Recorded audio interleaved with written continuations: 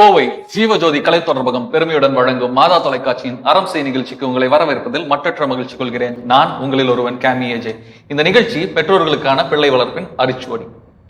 பெற்றோரின் பெற்றோர் இவங்க 2 பேரும் சேர்ந்து குழந்தை வளர்ப்புல என்ன ஒரு தாக்கத்தை ஏற்படுத்த முடியும், அதை தான் சென்ற வாரம் பார்த்தோம். இனி வரும் இந்த வாரத்திலும் அதை தான் பார்க்க இருக்கிறோம். அதுக்கு முன்னாடி போன வாரம் என்ன பார்த்தோங்கிறத ஒரு சின்ன ரீகேப். எதுக்காக இந்த உறவுகள் இவ்வளோ வேணும் நம்ம ஃபோர்ஸ் பண்ண வேண்டியிருக்கு? அவங்க வீட்ல 9 பேர் 10 பேர் இருந்தாங்க. அங்கிளுக்கு எத்தனை குழந்தை? எக்ஸாக்ட்லி. நீங்க 2 வச்சுக்கிட்டீங்களா? ஏன் 2 குழந்தைங்க எப்பயுமே அடுத்தவங்கள்ட்ட எப்படி பழகுறாங்கன்னா நம்ம கண்காணிச்சுக்கிட்டே இருந்தோம்னாவே நமக்கு போதும். பார்த்து கத்துக்க வேண்டிய விஷயம் கிராண்ட் பேரண்ட்ஸ் ரொம்ப அதிகம். இப்போ ஒரு கூட்டு குடும்பம் கொடுக்குற அந்த ஒரு எமோஷனல் டெவலப்மெண்ட் ஒரு ஐபேட் ஒரு கேஜெட் கண்டிப்பா கொடுக்க முடியாது. நான் 2 பெத்தேன், அதுங்க 2 பெத்துச்சுங்க பாத்தீங்களா? அடேங்கப்பா, சமாளிக்க முடியாது. போன வாரம் என்ன பேசணுங்கிறத பார்த்தோம். இப்போ இந்த வார நிகழ்ச்சியில் தொடர்ந்து பயணிப்போம். நம்ம சொல்ற கேஜெட்ஸ்ங்கிறது இந்த மாதிரி விஷயத்துக்கு கண்டிப்பா யூஸ் பண்ணிக்கங்க. நல்லபடியா யூஸ் பண்ணிக்கங்க. சின்ன குழந்தைங்களுக்கு நம்ம சொல்றோம். இப்போ ஓரளவுக்கு கொஞ்சம் பெருசானாங்கன்னா அவங்க கிட்ட, இப்போ என் பையன் 14 வயசு, ஏதோ எமர்ஜென்சிக்கு நாங்க ஒரு போன் வச்சிருக்கோம்னா தாத்தா பாட்டி நம்பர் ஒரு வாரத்துக்கு இவ்வளவு நாளைக்கு நீ போன் பண்ணி அவங்க கிட்ட பேசணும். எங்க அம்மா அப்பா கிட்டயும் சரி, எங்க வீட்டுக்காரோட அம்மா அப்பா கிட்டயும் சரி, தானாவே அவனே போன் பண்ணி பேசணும். அப்பதான் அந்த உறவு வரும், அப்பதான் ஒரு நம்பிக்கை வரும், அப்பதான் அவங்களுக்கு பாத்துக்கணும்னு தோணும்.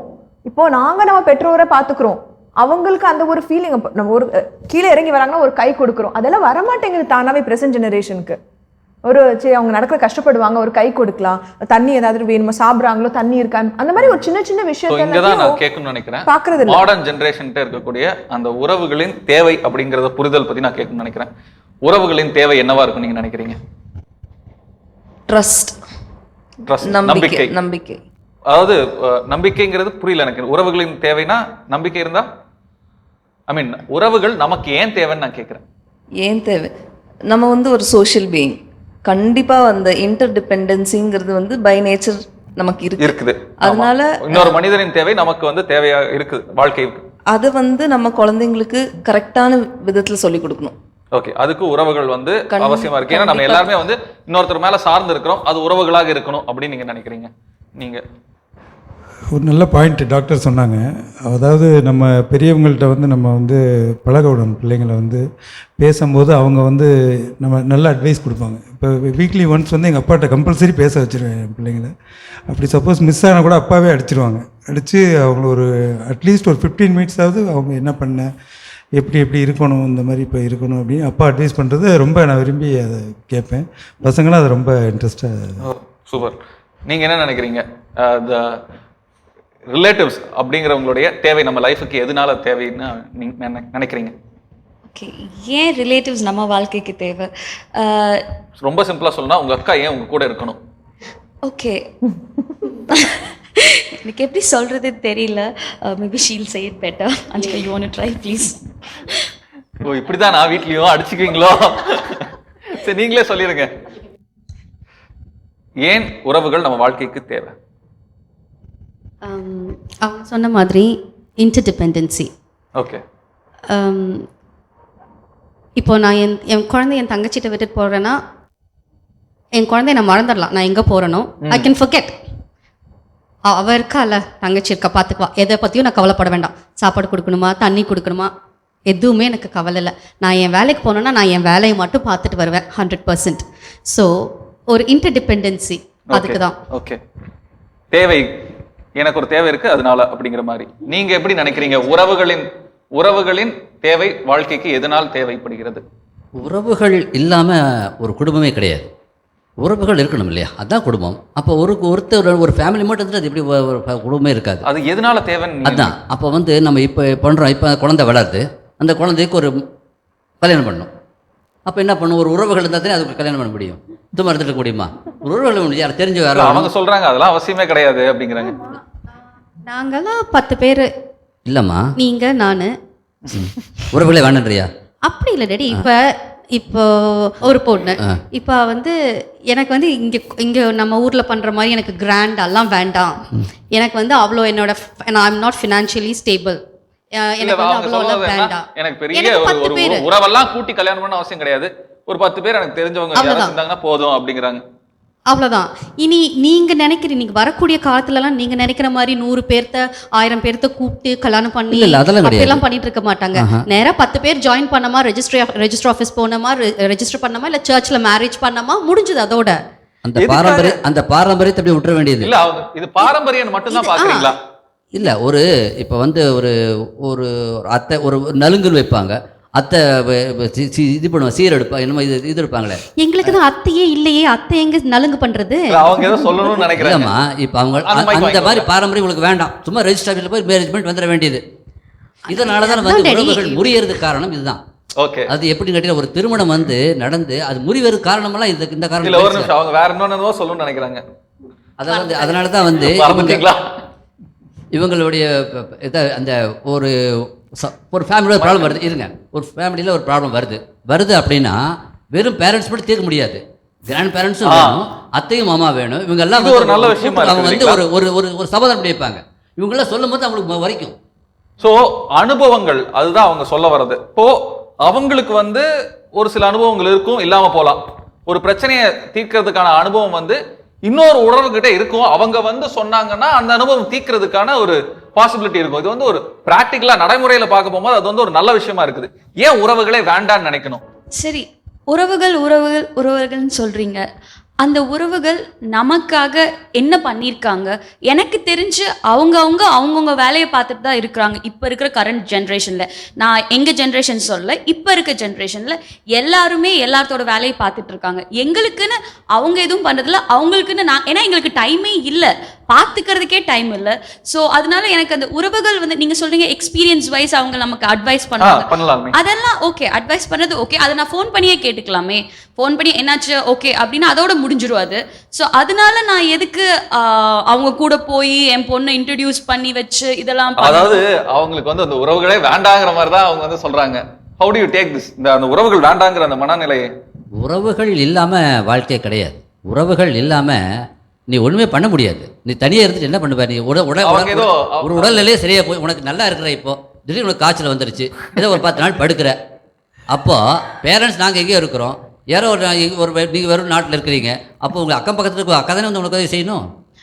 உறவு அக்காண்டு ஒரு உறவு வேணும் இல்லை? சரி, அப்போ அக்கா வெளியே எங்கே போய்ட்டு அப்போ அத்தையோ மாமா வரணும் இல்லை? கரெக்டு, நீங்கள் சொல்றது கரெக்டு.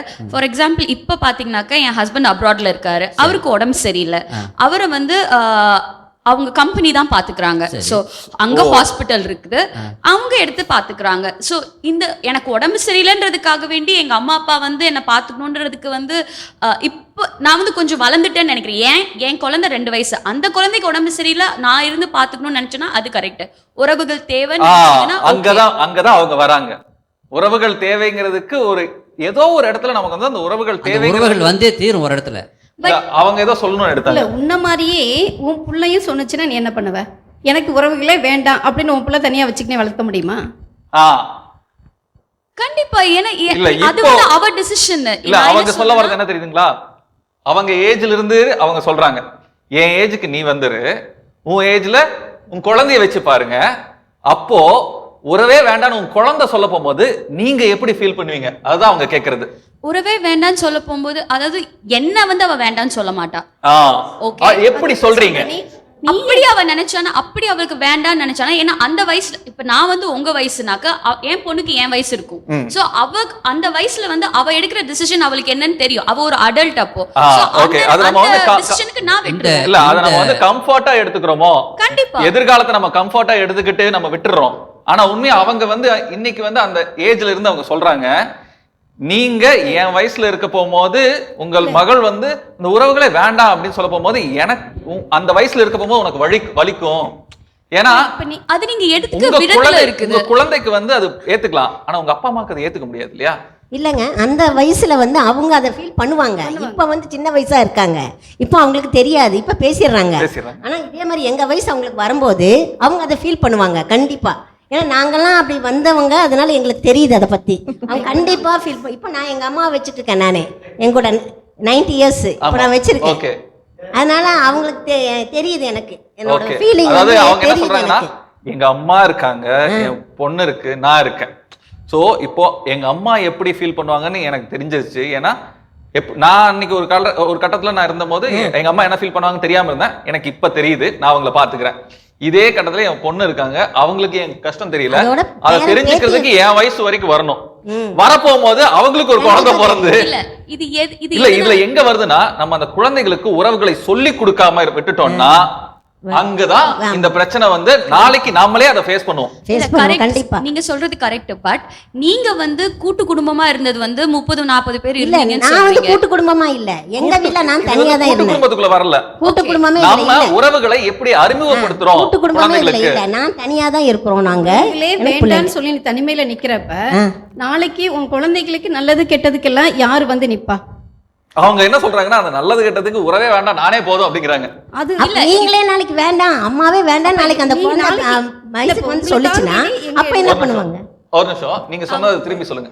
இல்ல, இப்போ இவங்க சொல்லிட்டாங்க, இப்போ நாளைக்கு அந்த பொண்ணு பெருசாயிடுச்சு, கொஞ்சம் தானே எல்லாம் செஞ்சுக்குதுன்னு சொல்லும்போது அந்த குழந்தை அம்மாவே நீங்க வேண்டாம், இவங்க கேக்குறது என்ன தெரியும்? இவங்களோட அங்கலாய்ப்பு என்ன தெரியுங்களா? இவங்க காலகட்டத்துல சுத்தி பல உறவுகள் இருந்தது. தாத்தா, பாட்டி, அண்ணன், தம்பி, தங்கச்சி அப்படின்னு சொல்லி நீங்க சொன்ன மாதிரி இந்த 9 குழந்தைகளா இருந்தாங்க. அதனால அவ்வளவு பெருசா இருந்தாங்க. அது சுருங்கி இவங்க காலகட்டத்துக்கு, அதாவது இவங்க தனியா வந்து வாழ போகும்போது அது வந்து ஒரு 2 குழந்தைங்க, அதாவது நம்ம அப்பா அம்மா அங்கே வர போகும்போது 2 குழந்தைங்க இல்ல 4 குழந்தைங்க மேக்சிமம், அவ்வளவுதான்.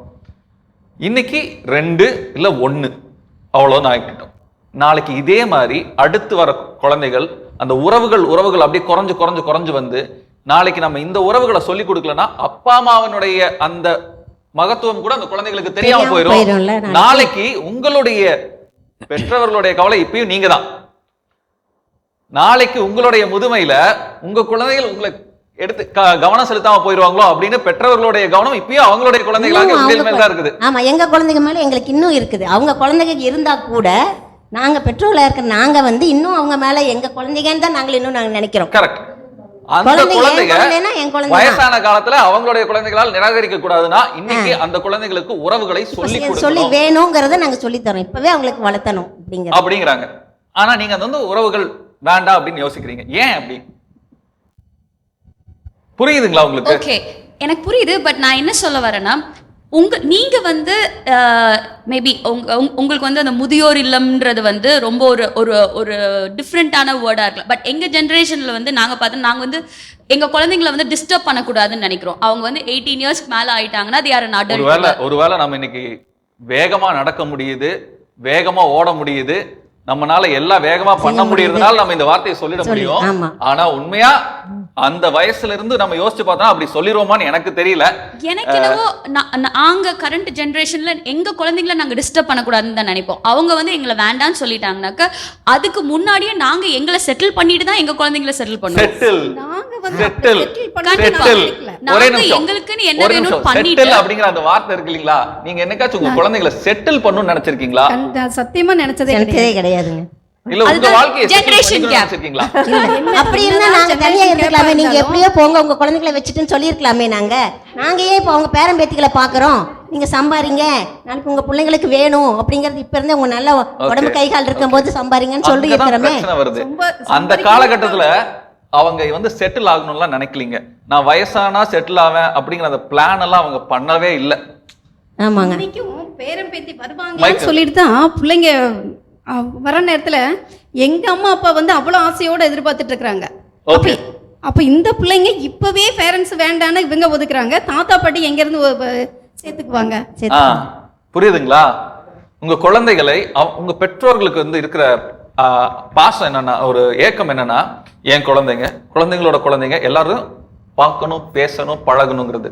ஆனா நாம என்ன பண்றோம்னா, என் குழந்தை என்கிட்டயே வயசான காலத்துல பேசாம போனாலும் பிரச்சனை இல்லை, நான் வந்து செட்டில் ஆயிருப்பேன், என்னால தனியா ஒரு வீட்டுல ஒரு இல்லத்திலயோ எங்கேயாச்சும் வந்து நான் சம்பாரிச்சு வச்சிருப்பேன், அதை வச்சு நான் வாழ்ந்துக்க முடியும், என் குழந்தைங்க அவங்க வாழ்க்கையை பார்த்துட்டு போய்க்குவாங்க அப்படின்னு நம்ம நினைக்கிறோம். அது கண்டிப்பா இருக்கவே முடியாதுங்க. இது வந்து இது என்ன சொல்றேன்னு கேட்டீங்கன்னா, இது வந்து அயல்நாட்டு கலாச்சாரம். இப்பெல்லாம் ஃபாரின்ல இப்படி தான் இருக்கு. ஒரு செட்டேஜ்க்கு அப்புறம் அவங்க விட்டு போயிடுவாங்க. அங்கே பேரண்ட்ஸ் வந்து குழந்தைகளை கவனிக்க மாட்டாங்க. ஒரு 18 இயர்ஸ் ஆச்சுன்னா பாதிப்பு என்னவா இருக்குன்னு நினைக்கிறீங்க? என்னங்க சார், இதனோட பாதிப்பு என்னவா இருக்குன்னு நினைக்கிறீங்க? அங்கே ஃபாரின் மேலே தான் நிறைய மனமுறிவுகள் நிறைய நடக்குது, இல்லீகல்ஸு, நிறைய இல்லீகல் கான்டாக்ட்ஸ், இதெல்லாம் வந்து இதனுடைய ஃபியூச்சரில் இதெல்லாம் நிறைய வந்துடும், வரப்போகுது, வந்துடும் கண்டிப்பாக. இந்த மாதிரியான நிலைமை வரும்போது இந்த மாதிரியான வரக்கூடிய இந்த உலகத்தினுடைய இப்பெல்லாம் பாரம்பரியம் மாறி போயிடும். ஓகே டாக்டர், அதனால தான் உங்களுக்கு இது மாதிரி ஆகுது. தாத்தா பாட்டி சொந்தங்கள் இதெல்லாம் வாழ்க்கையில் இல்லைன்னா ஒரு சிலதெல்லாம் நீங்க சொல்லிட்டீங்க ஏற்கனவே. இது போக இன்னும் என்னென்ன விஷயங்கள்லாம் வந்து அந்த குழந்தைகள் மிஸ் பண்ணும், அந்த அவங்களுடைய குழந்தைகளோட வளர்ச்சி ஃபியூச்சர் அவங்களுடைய எதிர்காலத்துல என்னென்னலாம் மாற்றங்கள் ஏற்படுறதுக்கான வாய்ப்புகள் இருக்கு? கண்டிப்பாக குழந்தைங்க பொறுத்தளவுக்கு நான் சொன்ன மாதிரி எமோஷ்னல் ஆஸ்பெக்ட்டுங்கிறது நம்ம கண்டிப்பாக யோசிக்கணும். இப்போ இந்த பெற்றோர்கள் பேரண்டிங் அப்படின்னு நாங்கள் சொல்லும்போது டிஃப்ரென்ஸ் ஆஃப் ஒப்பீனியன் இருக்கலாம், ஜெனரேஷன் கேப் இருக்கலாம், அது ஓகே எக்ஸெப்டட். ஆனால் நம்ம என்ன பண்ணலான்னா நம்மளோட ஒரு சைட்லேருந்து நம்ம என்ன பாசிட்டிவ் பாயிண்ட்ஸ் நம்ம எடுக்கலாம், நம்ம எப்படி யூஸ் பண்ணலாம், தாத்தா பாட்டியோ நம்ம எப்படி யூஸ் பண்ணலாம், அது நம்மளோட குழந்தையோட வளர்ப்பில் நம்ம எப்படி அது ஹெல்ப்புக்கு நம்ம எடுக்கலாம்ங்கிறத நம்ம பார்க்கணும். நிறைய டைம் தாத்தா பாட்டி என்ன பண்ணுறாங்க, ரோல் ரிவர்சல் ஆயிடுது. சரிங்களா? என்ன பண்ணிடுறாங்கன்னா நீங்கள் உங்கள் குழந்தைங்களுக்கு என்னெல்லாம் பண்ண முடியலையோ அது நீங்கள் எல்லாம் உங்களோட பேரம் பேத்தி. நான் கேட்க வர்றது வந்து இந்த மாதிரியான உறவுகள் இல்லாம போகும்போது வாழ்க்கையில என்னென்ன பாதிப்புகள் அந்த குழந்தைக்கு கண்டிப்பா பாத்தீங்கன்னா இமோஷனலா அந்த சப்போர்ட் வேணும். இப்போ ஒரு பயம் இருக்கு, ஒரு கோவம் இருக்குது, அம்மா அப்பாவோ சொல்லிட்டு இருக்காங்க, எக்ஸ்பிளைன் பண்ணிட்டு இருக்காங்க, ஆனால் அது புரிய மாட்டேங்குது, அதுக்கு சண்டைக்கு வராங்க. ஆனா அதே நீங்க உங்களோட ஸ்டேஜ்ல இருந்து நீங்க அதை சொல்லும் போது குழந்தை அதை நல்லாவே எடுத்துக்கலாம். அது வேறு விதமாக நீங்கள் சொல்லும் போது குழந்தைக்கு கொஞ்சம் அந்த கோவம் கம்மி ஆகலாம். அப்போது கேரக்டர் நல்லா பில்ட் ஆகும், குழந்தைக்கு அந்த ஒரு நல்ல ஒரு தன்மை வரும். கண்டிப்பாக குழந்தைங்களுக்கு அது பாசிட்டிவ் கண்டிப்பாக இருக்கும் தாத்தா பாட்டி சுற்றி இருக்கும்போது. நீங்கள்லாம் அடி வாங்க போகும்போது உங்கள் தாத்தா பாட்டி முன்னாடி ஒளிஞ்சதெல்லாம் இருக்கு, நடந்திருக்குங்களா? கண்டிப்பாக. காப்பாற்றிருக்காங்களா தாத்தா பாட்டி? கண்டிப்பாக.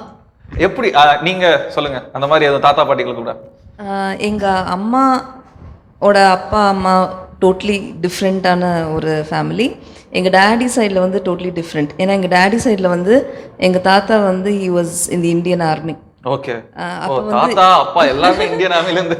ஓகே. ஸோ அங்கே வந்து எல்லாத்துக்குமே ஒரு சிஸ்டம்ஸ், எல்லாத்துக்குமே ஒரு டைமிங், எல்லாத்துலேயுமே ஒரு டிசிப்ளின். என்ன வார்த்தை ஆர்மி நடத்துவாங்க, வார்த்தையை கூட நாங்கள் வே பண்ணி தான் பேச முடியும். கண்ட நேரத்தில் சேர்ஸ் கூட இருக்கும் வீட்டில். இது வந்து தாத்தாக்கு, இது பாட்டிக்கு, இது எங்களுக்கு, இந்த டைம்ல தான் தூங்கணும், இந்த இதுதான். ஆனால் அம்மா சொன்ன மாதிரி வீட்டுக்குள்ள ஒரு ஆர்மி நடக்கும். ஆமாம். அம்மா சைடில் வந்து அப்படியே ஆப்போசிட். எதெல்லாம் வீட்டில் சாப்பிட கிடைக்காதோ அதெல்லாம் அங்கே கிடைக்கும். எதெல்லாம் அம்மா அப்பா இங்கே வேணான்னு சொல்கிறாங்களோ அதெல்லாம் அங்கே கிடைக்கும். ஸோ தேர் வாஸ் நல்ல ஒரு பேலன்ஸ் இருந்துச்சு. சந்தோஷம் வந்து எஸ், கேரக்டரும் சிஸ்டம்ஸும் ஒரு சைடு டெவலப் ஆச்சு, அன்பு பாசம் இன்னொரு சைடு கிடச்சிச்சு. So it was a holistic development for us. Okay. So உங்கள் தாத்தா பாட்டி கிட்ட இருந்து நிறைய விஷயங்கள் உங்களுக்கு கிடைச்சிருக்குது, சந்தோஷமா இருந்திருக்கு. உங்களுக்கு வந்து அந்த அடிக்கும் போது ஒளிஞ்சுக்கிறது, இந்த காப்பாத்துறதெல்லாம் நடந்திருக்கு. உங்களுக்கு உங்கள் தாத்தா பாட்டி கிட்ட இருந்து கிடைச்ச ஒரு சந்தோஷமான விஷயம் எதை நினைப்பீங்க? எங்கள் தாத்தா பாட்டி வீட்டுக்கு போனால் என்ன வேணாலும் பண்ணலாம், என்ன வேணாலும் பண்ணலாம். கேட்கறதுக்கு அவங்க எல்லாமே எது வேணும்னாலும் செஞ்சிருவாங்க. ஸோ ஆனால் இப்பவும் அதே மாதிரி தான் எங்கள் டாட்டர் கேள்வி கேட்கறதுக்கு முன்னாடி அந்த கேள்விக்கான பதில அவங்களே சொல்ல வந்துட்டாங்க. அவங்க பண்றாங்க. But at the same time எங்க அம்மா எங்ககிட்ட எவ்வளோ ஸ்ட்ரிக்டாக இருந்தாங்களோ அதே மாதிரி தான் எங்கள் சில்ட்ரன் கிட்டேயும் ஸ்ட்ரிக்டாக இருக்காங்க. ஸோ அதனால வந்து நாங்கள் நடுவில் வந்து டிஸ்டர்ப் பண்ண மாட்டோம் அந்த ரிலேஷன்ஷிப்பை. ஸோ நாங்கள் ஸ்ட்ரிக்டாக இல்லாட்டியும் எங்கள் அம்மா ஸ்ட்ரிக்டாக இருப்பாங்க, எங்கள் அம்மா பார்த்துக்குவாங்கன்ற ஒரு நம்பிக்கை இருக்குது. ஓகே. இங்கே தான் டாக்டர்களே வேண்டான்னு சொன்னவங்க எப்படி இப்போ ஸ்ட்ரிக்டாக இருக்கிறாங்க, பார்த்துக்கிறாங்க, எப்படி சார் சொல்கிறாங்க? அதுதான் அது சந்தோஷத்துக்குள்ள குட் பாயிண்ட். இல்ல அவங்க சொல்ல வரதெல்லாம் என்ன எங்க நிக்குது தெரியுங்களா? அவங்களுடைய சந்தோஷத்துக்குள்ளேயே தான் நின்றுட்டு இருக்காங்க. அவங்க இன்னமும் அவங்க அந்த இந்த காலகட்டத்தை தாண்டி அடுத்து வரக்கூடிய காலகட்டத்துல உறவுகள் எப்படி இருக்குங்கிறத வந்து அவங்க யோசிக்கிறதுல ஒரு விதத்துல அவங்க அதை யோசிக்காம போனதுக்கான காரணம் நீங்களா கூட இருக்கலாம். அவங்க வெளிநாட்டுல இருக்கிறதுனால அவங்க அப்படி பேசுறாங்க. இப்ப இந்தியாவிலேயே இருந்திருந்தாங்கன்னா இவங்க இந்த மாதிரி பேசியிருக்க மாட்டாங்க. இருக்கலாம் இல்லைங்க, இருக்கலாம். அவங்க வந்து அதையவே பேச ஆரம்பிச்சிருக்காங்க. நமக்கு வந்து அந்த வெளிநாட்டு கலாச்சாரம் பெருசா எல்லா நேரத்திலுமே எல்லாமே கை கொடுக்காது இல்லைங்க. எப்படி இருந்தாலும் எல்லா நேரத்திலுமே கை கொடுக்கும். கலாச்சாரங்கிறது வந்து அது ரெண்டாவது தான், உறவுகள் தான் மெயின். அந்த வெளிநாட்டு கலாச்சாரத்துல வந்து அந்த உறவுகள் வந்து கம்மியா இருக்குது. என் பிள்ளை கஷ்டப்படுதேங்கறனால நான் வந்து முன்னாடி நிக்கிறேன், நீ அந்த உறவே வேண்டான்னு சொல்லிட்டு நீ போனீனா அப்புறம் உனக்கு எந்த அவங்க சொல்றதெல்லாம் இல்ல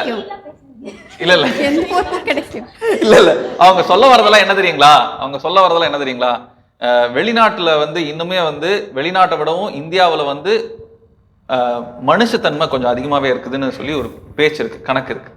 என்னன்னா அங்க எல்லாரும் வந்து தான் தான் தான் அவ்வளவுதான் யோசிப்பாங்க. இங்க யோசிக்க போகும்போது மட்டும்தான், இங்க இருக்கக்கூடிய குடும்பங்கள் யோசிக்க போகும்போது மட்டும்தான் பாத்தீங்கன்னா நம்ம குடும்பம் அப்படின்னு பேச போகும்போது வெறும் அப்பா அம்மா குழந்தைன்னு வந்துடுறது கிடையாது. நம்ம குடும்பம்னு வரப்போகும் போதே அத்தை மாமா சித்தி பெரியப்பா சித்தப்பா ஒரு பெரிய கூட்டமா தான் இங்க இன்னுமே அப்படித்தான் இருக்குது. இல்லை, நான் என்ன சொல்ல வரேன்னா, உறவுகள் வேணும் தான், பட் எவ்ரி ஒன் அவங்கவுங்களுக்கு அவங்களோட லிமிட் என்னன்னு தெரியணும். இப்போ நான் வந்து என் குழந்தைய கண்டிக்கிறேன், என்னோட ஸ்டைல்ல நான் கண்டிக்கிறேன். இல்ல, நான் சொல்ல வரது என்னன்னா, நீங்க கரெக்ட், கண்டிக்கிறது இதெல்லாமே ஓகே. இல்ல, ஆனா கண்டிப்பா மீறிய நீங்க சொன்னீங்க இல்லையா, என்னால என் தாத்தா பாட்டி பின்னாடி ஒளிஞ்சுக்க முடியும், அவங்க கேட்கறதெல்லாம் வாங்கி கொடுப்பாங்க. நான் என்ன சொல்ல வரேன்னா, நான் என் பையன்கிட்ட நான் ஒன்று சொல்றேன், இப்படி தான் இருக்கணும்னு. எனக்கு ஆனால் என்னோட வியூவும் எங்கள் அம்மாவோட வியூவும் ஒத்து போகிறதில்ல. எங்கள் அம்மா சொல்கிறாங்க இல்லை இப்படி தான் சொல்லணும் அப்படின்னு, எங்கள் அம்மா வேற ஒரு விதத்தை சொல்கிறாங்க. நான் சொல்கிறேன் விட்டுருங்க, நான் பார்த்துக்கிறேன், என் பையனை நான் சொல்கிற மாதிரி பார்த்துக்கிறேன், விட்டுருங்க. நீங்கள் உங்கள் ஒப்பீனியன் நீங்கள் அப்புறமா என்கிட்ட சொல்லுங்கள், மேபி அடுத்த தடவை நான் பண்ணும் போது ஐ கேன் சேஞ்ச். ஆனால் நான் என் பையனை கண்டிக்கும் போது என்னோட இதில் விட்டுருங்க. இதுதான் டாக்டர் வந்து ஒரு விஷயம் சொல்லணும்னு இந்த விஷயத்துல வந்து உங்ககிட்ட ஒரு விஷயத்த சொல்லணும்னு சொல்லி டாக்டர் ஒரு விஷயம் வச்சிருக்காங்க. டாக்டர் அபவுட் தட், அந்த role of grandparents in parenting, அதுதான் முக்கியமான விஷயம். சொல்லுங்க டாக்டர். இப்போ ஒரு தாத்தா பாட்டியா நீங்க இருக்கீங்க, ஒரு பெற்றோரா அவங்க இருக்காங்க, ஒரு குழந்தை, சரிங்களா? ஸோ என்ன ஆகுதுன்னா, இப்போ இருக்கிற ஜெனரேஷன்ல நிறைய டைம் அவங்க வேலைக்கு போறாங்க. ஸோ தட் இஸ் இல்லை. ஸோ பேசிக்காக அந்த வேலையும் உங்களுக்கு வந்துடுது. இருந்தாலும் நீங்கள் ஒரு தாத்தா பாட்டி, நீங்கள் ஒரு பெற்றோரா ரோல் மாற்றக்கூடாது.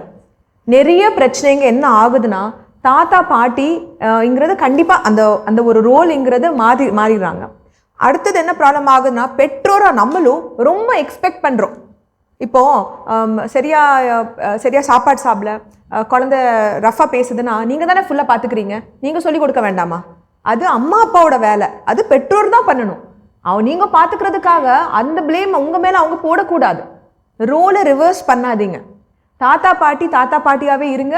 ஆனால் நீங்கள் ஒரு எக்ஸ்ட்ரா, நீங்கள் சொல்கிற மாதிரி அது என் குழந்தை, நான் அவங்களோட குழந்தைய நான் எப்போவுமே பார்த்துப்பேன். ஏன்னா எனக்கு அது உறவு ரொம்ப முக்கியம். இப்போ அவங்க சொன்ன மாதிரி டாக்டர், இப்போ ஒரு விஷயம் நடக்குது, அந்த இடத்துல வந்து ஒரு குழந்தைக்கு வந்து தாத்தா பாட்டி சொல்லி தராங்க, ஆனா அது பெற்றோருடைய பாயிண்ட்ல இருந்து வேறுபடுது. பெற்றோருடைய கருத்துக்கும் இவங்களோட கருத்துக்கும் அந்த இடத்துல வந்து ஒரு கிளாஷ் வருது. அந்த இடத்துல அந்த குழந்தை வந்து நடுவில் மாட்டிக்குது, என்ன பண்றதுன்னு தெரியாம இருக்கு. இப்போ இங்க வந்து தாத்தா பாட்டி எப்படி ரியாக்ட் பண்ணும், பெற்றோர்கள் எப்படி ரியாக்ட் பண்ணும், பெற்றோரின் பெற்றோர், இது வந்து ஒரு 2-3 ஜெனரேஷன் சார்ந்த ஒரு விஷயமா விவாதிச்சுட்டு இருக்கோம். இது ஒரு வாரத்துல முடியறது இல்லை. அதனால தொடர்ந்து வரும் வாரங்களிலும் இதை பற்றி நம்ம பெருசா விவாதிக்க இருக்கிறோம். அடுத்த வாரம் உங்களை சந்திக்கும் வரை உங்களிடமிருந்து விடைபெறுவது நான் உங்களில் ஒருவன் கேமியேஜ். இந்த நிகழ்ச்சி மாதா தொலைக்காட்சி அறம் செய்.